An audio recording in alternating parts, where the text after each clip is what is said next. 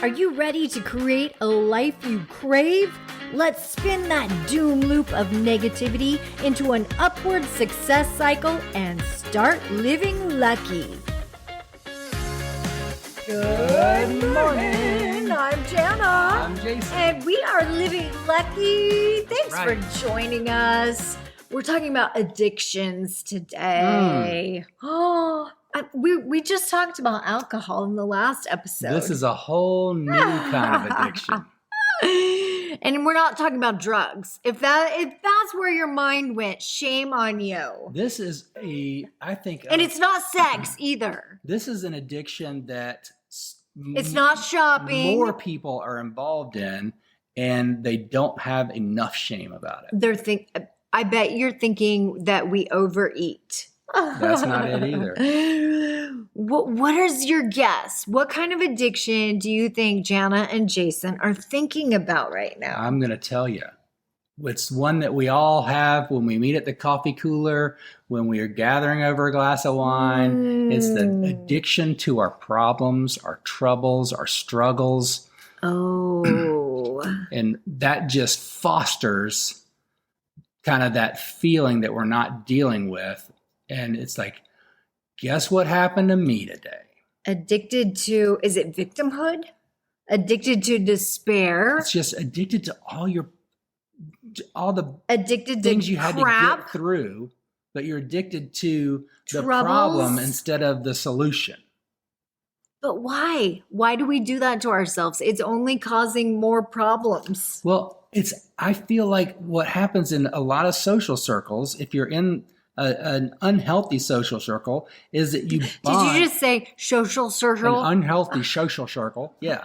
When you get together, wait, I have to tend tell this bond story over real quickly. gossip I have to tell this story. go I'm ahead. so sorry. One time, Jason, we saw this. We happened to witness a beautiful sunset. It was so gorgeous. It was We were one out that you on the actually boat. take a picture of it, and this was before And everybody was posting them every single day. And so Jason took a gorgeous photo of this sunset, and he happened to sunrise. Oh, it was sunrise. Okay. That's right. Oh, yeah, because we were out skiing early in the morning.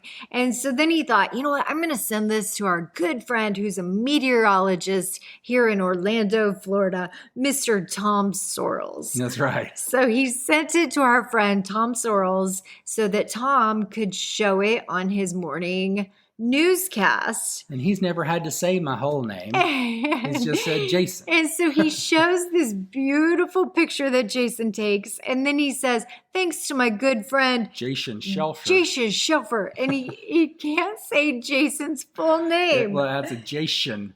He gets caught in the Jason Shelfer. He can say Jason just fine, but it's Jason Shelfer. And for a broadcaster who just speaks seamlessly day after day. I mean, he is knowledgeably. He is a professional. That's right. Been doing it for years. We just busted out laughing as we were watching my good friend Jason. As we were watching him in our living room. He's funny. Anyway, so what you were saying. Yeah, so we gather around and we start talking we bond over the gossip.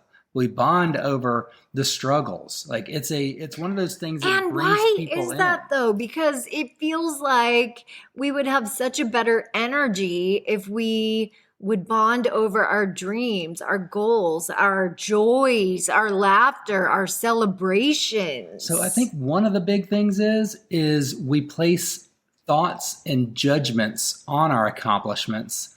And so we worry that other people are going to place thoughts and judgments on our accomplishments. So if I came in and said, oh my gosh, I just won the gold cup. They're like, oh, well, I won the World Cup. So we're like, is someone going to be the one-upper? Or can we just all celebrate our joys and the wonderful things in life? Yeah, because you think, oh my gosh, someone in their head is like, well, good for you, Jason Shelfer. Right? Mr. Gold Cup winner. Well, but that's the thing is, so we start worrying about, because we do the same thing though on the opposite side. We're like, I don't. You think your day was bad. Now Guess how bad my day was. Oh, now I know what you're thinking.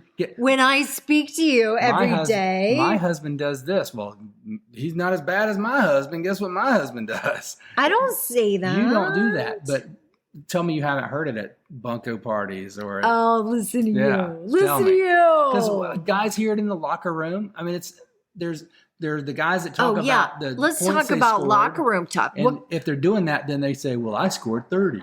I scored 40. Whoa, you missed so-and-so. Slow down. You're going a million miles a minute. What is really said in the locker room? Let's just go there. I couldn't tell you. It depends on which locker room you're in. And it also depends on the ego, but I can tell you it's a lot of lies. I want to know what goes on in the locker room that Jason Shelfer's in. I don't spend a lot of time in locker rooms. No, I didn't. I honestly, I didn't spend a lot of time in locker rooms in high school because I was like, I'm not showering with a bunch of dudes. You didn't shower? Heck no. You were the smelly boy? I wasn't the smelly boy. I was like, I'll sign up for sports that are happening after school or none of them that happen before school. And because I'm not a group shower guy. No. That's just not you. No, I don't. It's just not my thing. Don't be looking at my thing. Don't want to embarrass anybody. All right. Well, today we're talking about being addicted to our low vibration emotions. It's almost like you're kind of petting it and stroking it when you talk about your problems. Whoa. I'm not talking about my thing anymore. I'm talking about your addiction. Okay. Well, your addiction. Okay.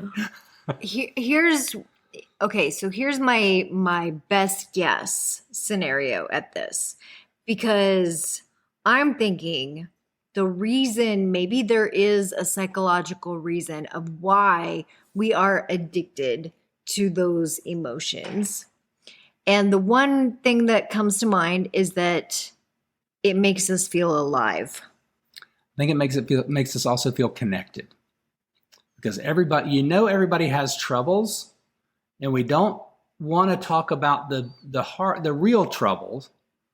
But we do want to make sure that we're not experiencing hardship alone.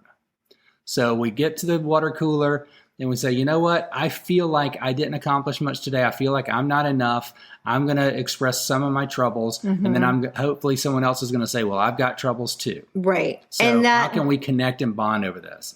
However, we don't look at, if you made it to the water cooler, you've accomplished something. Even if it's just making it to the water cooler. If you're having a conversation with someone or someone is available to have a conversation with, there's a win there as well. There is connection. You don't have to force a connection over the drama. Mm-hmm. But I hear you. Tend to fall into that. But people are longing for connection and they don't know. It's become a habit. They don't know how to connect. You just nailed it. It's become a habit. They got some type of emotional filling from the first time when they really needed it, when they expressed a hurt or a sorrow, and they're looking for that bonding, that togetherness, that connection of someone else is in this with me. Someone else is having the same issue. Yeah. Or at least issues. I'm not the only one that's having issues. I also feel that, as I started to say earlier, is it makes us feel alive. And I know that this may sound a little macabre. However, I feel like when we are feeling pain and suffering and despair, we're at least feeling something. Yeah, there's a great song. It's like, I bleed just to know I'm alive. You know, that's a great song. It's like when we go through a breakup, when we get let go from a job or fired from a job, you go and you just have this pity party and you're like, crank up the music for my pity party. Right. I want to turn on the songs that really amp up that feeling of disgust I have for myself, that life is horrible, my world's falling apart, and then I can come back and feel comforted again. And for some reason, we can look back in our life and we can really remember those times when we were hurt. Mm-hmm. However, the times where we got an A on our test, or the times when we won the spelling bee, or the times when we were asked out by a surprise date, or we think about, we won a race or something. Those tend to fade away a little bit because we celebrate them in the moment and then we're like, oh, okay, we'll move on. Well, think about training for a marathon, and you're not a marathon runner. You go through months or at minimum weeks of grueling practice and training, and it hurts and it's lonely and it's like, I don't want to do this anymore. And then you go run your race and you have the finish line and it's over. Right. So it's a moment of accomplishment. And if you haven't gotten to that point in that journey where the actual training and all that part, that you, instead of looking at it as hurting, you see it as your goal and like, these are moving me closer to my goal, then it's a different perspective there. So it's you don't have to fall back on the hurt and the emotion and those things that normally we fall back on, because we have these small wins throughout the day, and we have a good win, but a lot of times we just call that struggle the place marker in the day. Yeah. Ooh, and then we become addicted to it because it's hard to let go of what's comfortable and normal. Ooh, yeah. It becomes our comfort zone. It's literally just a pattern that we live in, and we don't becomes realize our pattern. It's trapping us in that. And then when we let go of it, all of a sudden it's like, oh, wait a minute. It's kind of like, I'm going to use an example and you're going to be like, oh, Jana, why are you using this one? It's kind of like every time I clean out the garage. I'm going to fill it right back up again. Exactly. It gets filled up within days. And I think, you know what? I just cleaned out the garage. And it's musical junk. I kid you not. It is very uncomfortable for Jason to have a clean garage. That's where all my toys are. And I need, if toys are not there, then you I feel like you don't have anything. Yeah, I feel like I'm in lack. And I don't know what it is, because a lot of the toys that I have in there are things I'm not using. Just like these emotions that we show up with are all in the past. If you got to feel it to heal it, right? We've talked about that a couple of episodes ago. Right. But we're not healing it. They're not serving us. We're just bringing it up. They're not serving us. Yeah. In order to manifest, we need to be feeling joy and love and hope and peace and vitality. Well, so many times, like, you see someone with a broken leg, you ask about what happened to them, you don't care about how they went through the healing process, or how they're going through the healing process, or how they're accomplishing things through it. Yeah, you ask, what was the damaging part? What damaged you? So back in my little lizard brain, I could be like, make sure I don't do that. You know what? That's a good little tidbit. I mean, that's just like a slightly different perspective.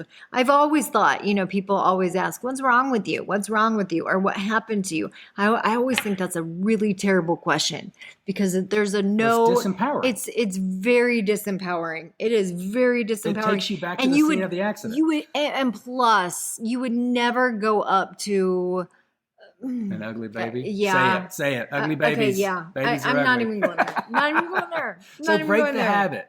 That's all it is. It's break the pattern. It's making that choice to say, this habit does not serve me, or if it is serving me, how is it serving me? And is it serving me productively, or is it keeping me stuck where I am?